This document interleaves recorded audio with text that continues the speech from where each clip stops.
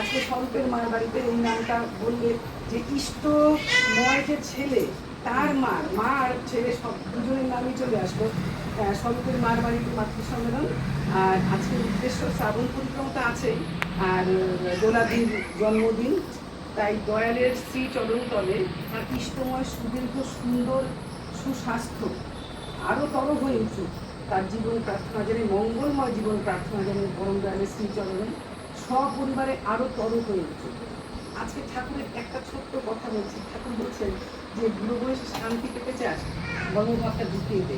আজকে স্বরূপদের বাড়িতে এসে মনে হচ্ছে সত্যি এটা এত ধ্রুব সত্য যে ও ছেলের মধ্যে, দিদি ছেলের মধ্যে, স্বামীর মধ্যে যে সঞ্চালিত করছেন, আজকে তার জন্যে শরীরে কুলাচ্ছে না, কিন্তু ছেলে কোনো বিরক্ত না, স্বামী কোনো বিরক্ত না, ওরা যেন আরও আনন্দে মেতে উঠে, এত সুন্দর মানে সাজানো, এত সুন্দর গুছানো।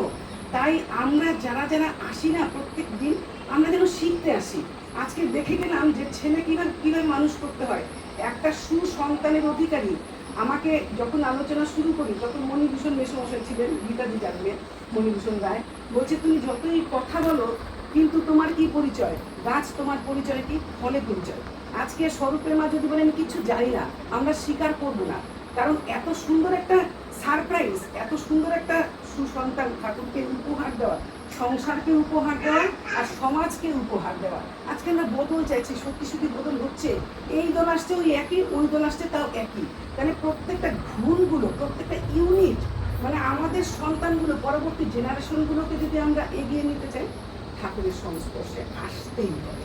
আর অনেকেই যেমন যে আলিপুরে আমি দেখলাম এসে যে এই দিদিকে কেন চেনা চেনা লাগছে, সেই 2008-09 থেকে কিন্তু এই শ্রাবণ পরিক্রমা শুরু। আমরা কি করি, অচেনা মানুষ চেনা হয়ে যায়, অজানা একটা বাড়ি সেখানে চলে যাই, নতুন নতুন মায়েদের সাথে যোগ হয়।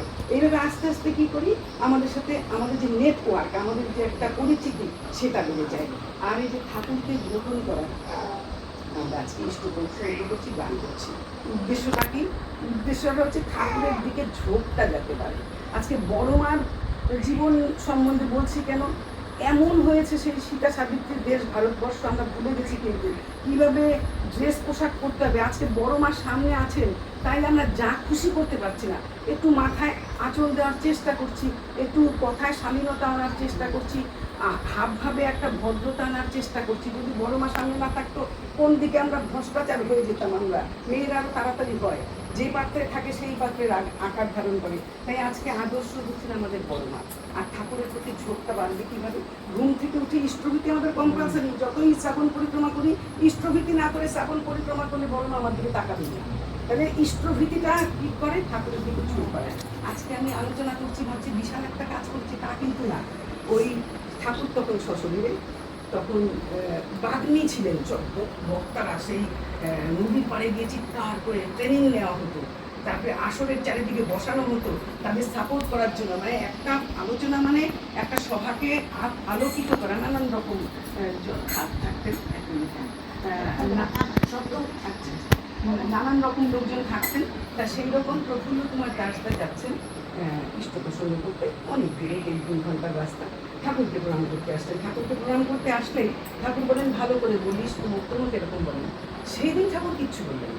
ঠাকুর বলেন শোন, তুই যে যাচ্ছিস ওখান থেকে বেতের আগা, যে বগা যেটাকে বলে, বেতাং নিয়ে আসিস।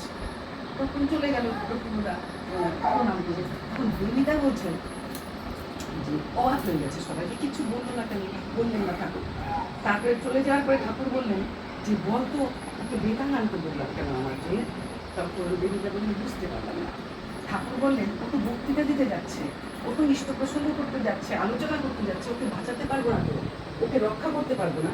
ওর ঝোঁকটা যদি আলোচনার দিকে থাকে, ওর ঝোঁকটা যদি ইষ্ট প্রসঙ্গের দিকে থাকে, ইষ্টকে বাদ দিয়ে। তাই আমি বললাম আমার জন্য তুই বেতাং নিয়ে আসবি, মানে তুই ইষ্ট প্রসঙ্গ করতে চাচ্ছিস, সেটা গৌণ। লক্ষ্যটা কি? তুই আমার জন্য এই জিনিসটা নিয়ে আসবি। তাহলে আমরা আজকে ইষ্ট প্রসঙ্গ করি, গান করি, শ্রাবণ পরিক্রমা যাই করি না কেন, আমাদের লক্ষ্য একটাই, তার দিকে প্রত্যেকটা মানুষের, মানে আমার তো ঝোঁক একেবারেই নাই, আমার ঝোঁকটা যদি ঠাকুর মুক্তি হয়। ঘুম থেকে উঠে ভাবছি কোন শাড়িটা করবো, কি ইষ্ট প্রসঙ্গ করবো, কোন বাড়িতে। তাহলে আমার ধ্যানটা কি? ধ্যান মানে কি? মনোযোগ। ছোট ছোট বাচ্চারা পড়তে বসে, বলি না, এই পড়তে তো বসছিস, তোর ধ্যানটা কোন দিকে, তার মানে মনোযোগ। আমাদের মনোযোগ জানি ইষ্টের দিকে থাকে।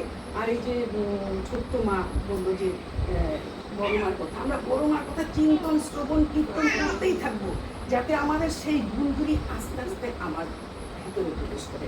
এই যে স্বরূপের মা ভিতরে প্রবেশ করছে, তাই সেটা সঞ্চারিত করছে ছেলেকে, সঞ্চারিত করছে তার স্বামীকে। আমরা প্রত্যেকটা পরিবার যেখানে যাবো সেখানেই শিখবো। গীতাদির কাছে আজকে শিখলাম, গীতাদি পরিচালনা করছে, কিন্তু ধান্দা কি বলে না, চোরের ধান্দা থাকে টোপলার দিকে, সেরকম পরিচালনা করলে তার দিকে শত শত দৃষ্টি থাকে।